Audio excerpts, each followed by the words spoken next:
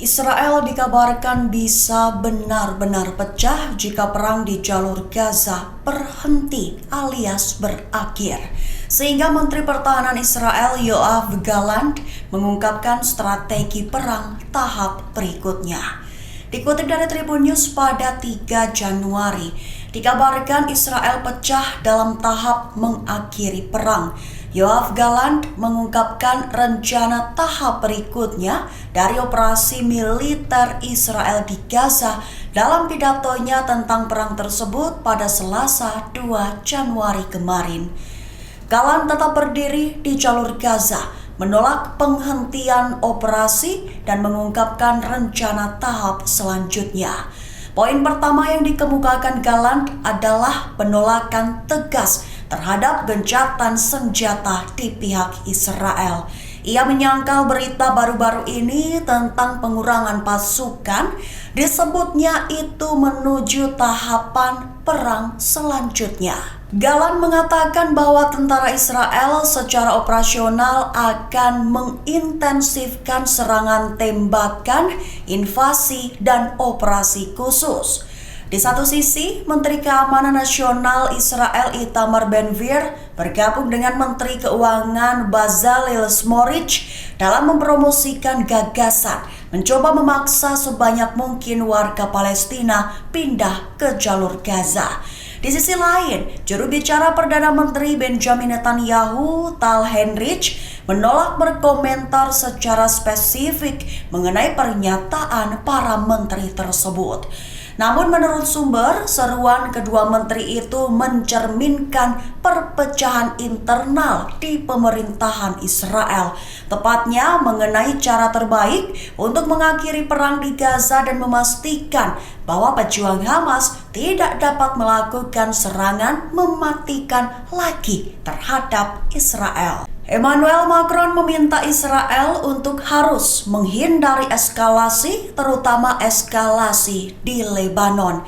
Selaku Presiden Prancis, ia menekankan bahwa negaranya juga akan melakukan hal yang sama. Dikutip dari Tribun News pada 3 Januari, kabar itu diungkap oleh Macron dalam sebuah pernyataan yang dikeluarkan pada 2 Januari kemarin.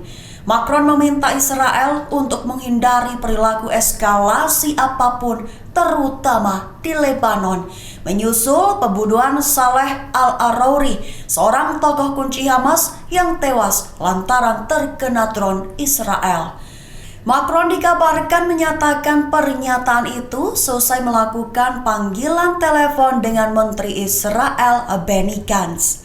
Presiden Prancis itu menekankan bahwa setiap perilaku eskalasi harus dihindari, terutama di Lebanon, serta menekankan bahwa Prancis akan terus melakukan hal yang sama secara langsung atau tidak langsung di wilayah tersebut.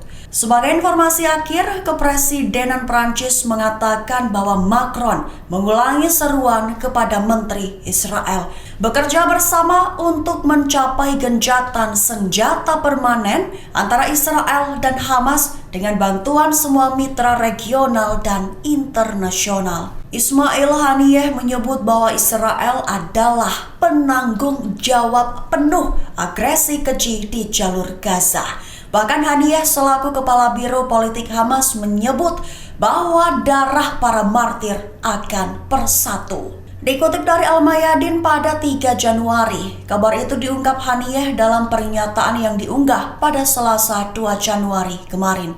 Ismail Haniyeh menekankan bahwa pendudukan Israel yang disebutnya Nazi bertanggung jawab atas agresi keji yang terjadi.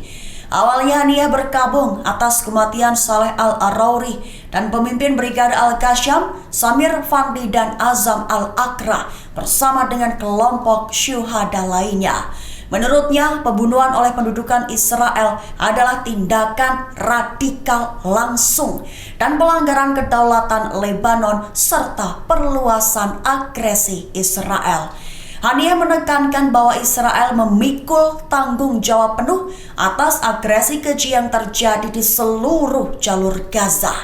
Dalam pernyataan terpisah, Haniyeh menggarisbawahi bahwa gerakan yang mengorbankan para pemimpin dan pendirinya sebagai martir tidak akan pernah bisa dikalahkan.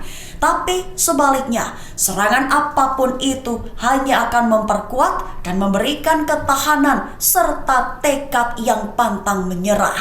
Menurut Haniyeh, darah murni Sheikh Al-Arori dan saudara-saudaranya telah menyatu dengan darah puluhan ribu syuhada rakyat di jalur Gaza dan tepi barat. 108 serbu Tafor milik Israel dikabarkan rusak saat akan digunakan menembak di perbatasan Lebanon. Diketahui itu dikarenakan petugas secara tergesa-gesa memberikan persenjataan itu kepada Brigade Cadangan Karmeli. Dikutip dari Tribun News pada 3 Januari, sebenarnya tentara Israel yang bertugas di Lebanon dibekali senjata canggih. Namun saat akan digunakan, ternyata senjata-senjata itu rusak lantaran banyak di antaranya tak bisa digunakan untuk menembak. Sehingga bisa disimpulkan bahwa pasukan Israel di perbatasan Lebanon diberikan senjata yang rusak saat bertugas.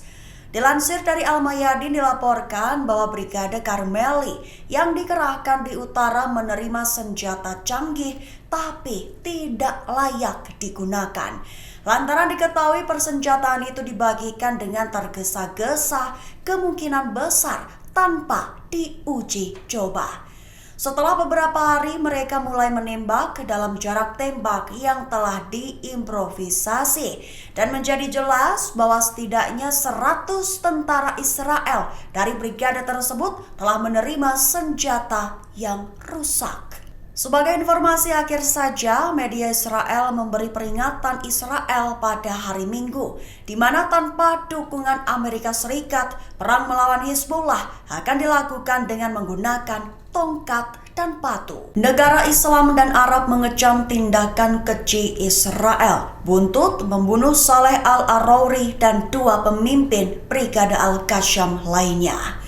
Imbas dari tindakan keji itu justru akan membuat perlawanan lebih bertekad dan tangguh. Dikutip dari Al-Mayadin pada 3 Januari, kabar itu diungkap oleh juru bicara Kementerian Luar Negeri Iran, Nasser Kanani, pada Selasa 2 Januari. Nasser Kanani menyatakan bahwa pembunuhan itu terjadi setelah kegagalan entitas pendudukan dan menunjukkan kekalahan yang tidak dapat diperbaiki dalam menghadapi faksi perlawanan Palestina. Selain itu, Kanani mengecam pelanggaran kedaulatan Lebanon oleh pendudukan Israel, meminta PBB untuk memberikan tanggapan segera dan berdampak terhadap kejahatan yang telah terjadi. Kanani menekankan bahwa pendudukan Israel dan pendukungnya akan menanggung akibat dari kekejian tersebut. Di satu sisi di Yordania, Sekretaris Jenderal Partai Front Aksi Islam Murad Al-Adailah menegaskan bahwa pembunuhan pengecut ini tidak akan menghalangi rakyat Palestina. Selain itu, gerakan masyarakat damai berduka atas martir Al-Arori memandang aksi keji itu sebagai serangan terang-terangan terhadap kedaulatan negara Lebanon. Itu disebut sebagai pemicu memperluas cakupan perang melampaui perbatasan jalur Gaza. Perluasan agresi Israel-Lebanon dikabarkan menjadi pertanda perkembangan baru dan berpotensi berbahaya. Dikutip dari Al-Mayadin pada 3 Januari, kabar itu dikatakan oleh Hizbullah dalam sebuah pernyataan. Menurut Hizbullah, pembunuhan tokoh kunci Hamas bernama Saleh Al-Arori di jantung pinggiran selatan Beirut adalah perkembangan berbahaya dalam perang antara pendudukan Israel dan poros perlawanan. Dan itu disebut sebagai serangan serius terhadap Lebanon, baik dari sisi rakyat, keamanan, kedaulatan, bahkan perlawanan.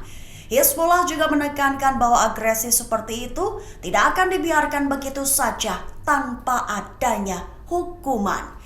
Pernyataan itu menekankan bahwa perlawanan Islam tetap berkomitmen terhadap janji-janji yang dibuatnya dengan tetap waspada dan mempertahankan kesiapan penuh untuk menanggapi perkembangan apapun. Hizbullah menganggap pembunuhan Al-Arauri sebagai kelanjutan kejahatan yang dilakukan terhadap pejabat senior pemimpin Korps Garda Revolusi Islam Sayyid Razi Mousavi di Suriah.